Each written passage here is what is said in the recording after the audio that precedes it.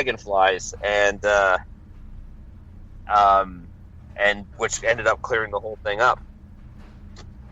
But yeah, that's what they had to do, and it was a huge big deal. And now this area in particular has got some of the largest fucking dragonflies I've ever seen in my life. And I mean, when they're big, I mean, like, you got dragonflies that are like a fucking foot long. Like, these things are huge. They bug me. I don't like. I appreciate what they do for us, but I'm not a fan. They creep me out, actually. I love dragonflies. I think they clip us on purpose. You ever notice that? They'll like buzz you like a crow. I think they're doing it on purpose. I've never had that too much with dragonflies. I get that with every other insect.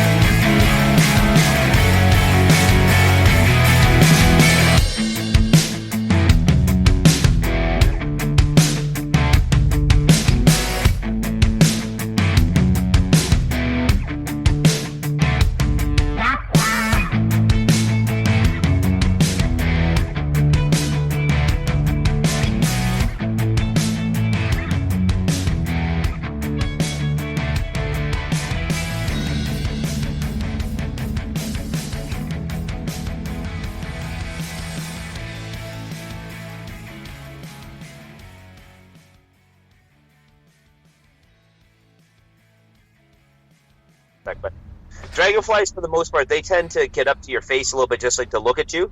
They like get up right up your face, going, "Huh? They only got 2 eyes. They're weird," and then they fly away. Yeah, see, that's a little invasive too. Like, you gotta stay out of my. I have a very large personal fly bubble. I have a no-fly zone. I finally found some information on this fucking Huawei chick. Right. And her name is Wang Zhu Chang. Meng Wangzhou. Oh, I was close. You're close, yeah. She's awaits an extradition hearing to determine if she should be sent to the United States to face charges of fraud and violating international sanctions against Iran. Right.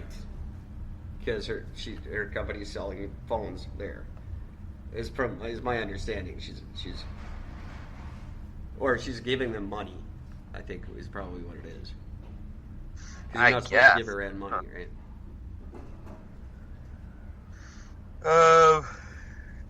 Because that's the point. And, like, sanctions don't work if other countries are giving them money to help them out. It defeats the purpose of the sanction. This is And China said right from the beginning that they're kind of on Iran's side on this thing. So this is really weird because it doesn't. What she accused of doing fraud allegations against her center around the relationship between Huawei and a company called Skycom that did business in Iran. According to U.S. prosecutors, Skycom was a hidden subsidiary of Huawei. Right. I think it's a fishing expedition. I think it's one of those things. It's probably not that they're a subsidiary. It's they probably have that same thing that China has here, where their companies can operate as Canadian companies. So it's maybe. It looks weird on paper, but it's really not. Yeah, say here that they accuse her of making, quote, misrepresentations, including the assertion that Huawei has sold all of its shares in Skycom, and that the woman, Meng, also quit her position on the Skycom board. That statement was highly misleading because Huawei sold its shares in Skycom to a company also controlled by Huawei. Yeah, the ultimate financial institutions into dealing in dirty money. Huh. Well, and that makes perfect sense, and that's totally something Chinese to do. And I'm not putting it past her. I'm not by any means saying this woman's innocent of anything. That's just good business. She got out of her ownership of one company by selling to another one of her companies. So on paper, it looks like she's not the owner, but hang on. good business, in my opinion. Hang on a second here. When doesn't say the official date of what day she was picked up. No. But listen to this. The U.S. claims, yada, fuck that. The U.S. has 60 days from the date of her arrest to file an official request for extradition, Right. along with the supporting documents. 60 But that's days. been extended. I'm pretty. Yeah, clearly it has. Well, obviously, yeah. We've been talking about it for a lot more than 60 days. You know, at one point she was a permanent resident of Vancouver, Yeah. and her husband owned 2 homes in Vancouver worth combined $22 million. Exactly. Yeah, she had to move from the one to the other because the press was bugging her so badly, and because of the location of the lot, they weren't sure. Like the CBSA or whoever it is wasn't sure if they could kick the press off her lawn. It was such a very typically Canadian mess. Oh, we don't know what to do about the press. Like, move them anywhere else. You would just tell them to go away. Yeah, exactly. It is kind of funny. I don't know. The whole thing doesn't make sense. Still, like, the more you explain it, the less it starts to make sense. You know what I mean? It's just really weird.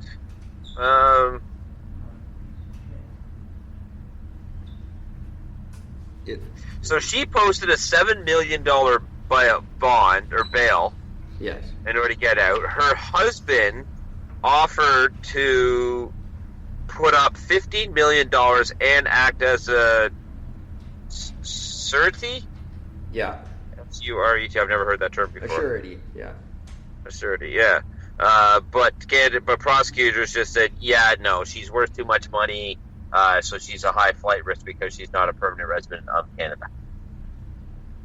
And she'd disappear. She'd be a ghost. And she has to pay for she actually has to pay for her the guarding of her. She actually has to front that bill personally. Yeah, that doesn't make any sense either. That's stupid, but see, that's just us grubbing for money. That just makes us look bad. Like, hey, we got this rich lady in custody. Let's see how much we can bilk her for before we let her go. That sounds so liberal. It does. According to information obtained by CBC News, in May, 90% of people arrested for extradition in Canada during the past decade were surrendered to the requesting countries.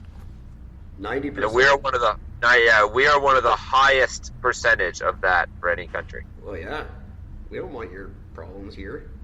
Take them. Yeah, take them. We'll hold them, but you gotta take them. I'm done with this shit. You take them. Like, we got enough problems with our own Syrians running around. We don't need your people. Yeah, exactly. And meanwhile, she's still working from Vancouver. I mean, she's got an electronic monitoring, so she's wearing the ankle bracelet. Yeah, but her house is the size of Coquitlam. Like, she's not exactly stuck. I'm wondering if she's like confined to like one wing of the house because she can't. It's too far of a walk to go to the other side. That's good. I thought maybe you were referring to one of her butlers or something, and that would have been racist of you.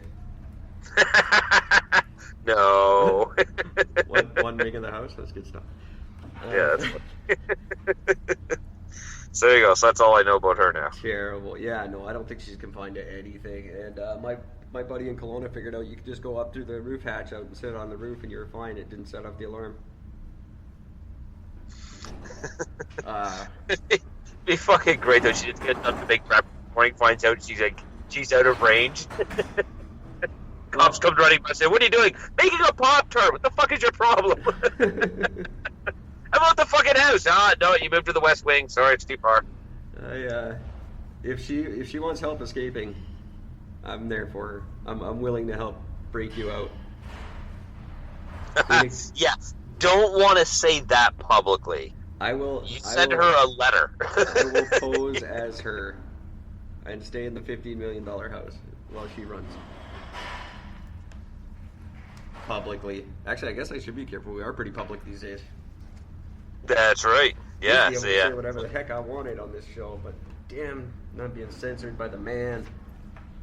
Yeah, see, and usually it's always you saying that I got to watch what I'm saying, but now I got to say it to you. Yeah, but the things I'm saying are actually scary and going to get us in trouble. You just say swear words a lot.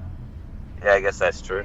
The funny thing, I just say I wish for the death of 2/3 of the entire population. That's fine, but we're gonna break out this one woman out of a house, and that's up. We're getting worried. Well, the thing is, you're not getting into specifics. If you start naming any of those 2/3, that's where we start having legal issues. Well, yeah, it's true. Yeah, see, I'm not specific about it. I don't give a fuck who dies. As long as the numbers are even out, that's all I care about. That's very diplomatic of you. And being told it's right around the corner anyway. It's not far off. 2024, I think, is the magic year. For what? For the big asteroid now. Oh, is that one? Is it really? Yeah. Because there seems to be a new one every fucking 6 months. Oh, I know. This isn't a new one. This is just a more definitive evidence that it's definitely happening. And I got that information from a freaky conspiracy loser, so I guarantee it's credible. Oh, there's 4 on the collision course with Earth. Yeah. Let's take a look here. And one of them is definitely it's a sure thing. I don't remember if it was a. See, what happens in a flat Earth scenario? It wouldn't. What would happen? It wouldn't matter as much, would it? It would have. Well, flat Earth. No, actually, flat Earth it would do more damage because you're only talking about one flat surface of everything to hit, minus one whole country.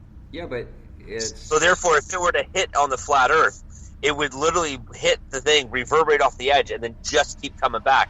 So instead of looping all the way around the globe, which would soften its flow over time, this would just reverberate inside like a glass dome, and it would just get worse with each hit.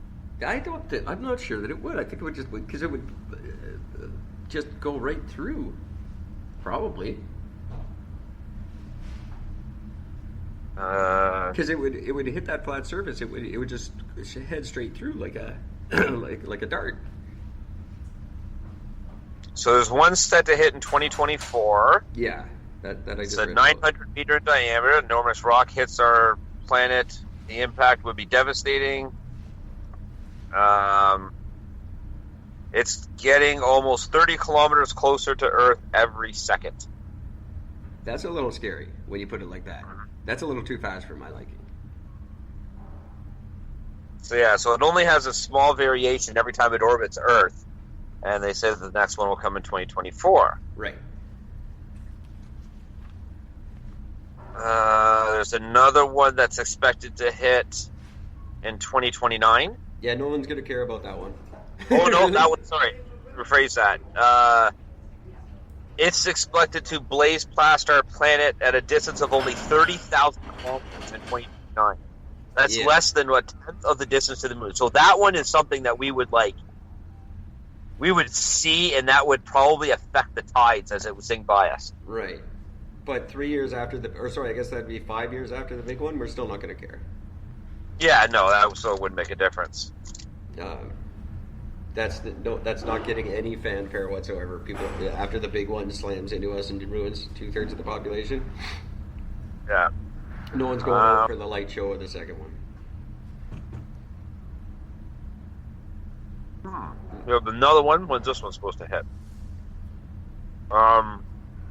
2022. Oh, really? It'll pass by us. This one's going to come by. Let me see here. And it's called the 2010 RF-12.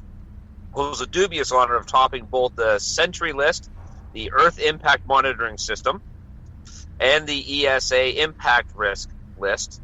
It's currently around 215 million kilometers from Earth and is traveling at almost 118,000 kilometers per second or per hour. Danger from this asteroid isn't forecast to come until the end of the century, but is calculated to come as much as 40 times closer than the moon. That's really 40 times it's closer small. than the moon. Yeah, 40 times closer than the moon. So that's going to be real close. Well, yeah. The moon's not that far. No.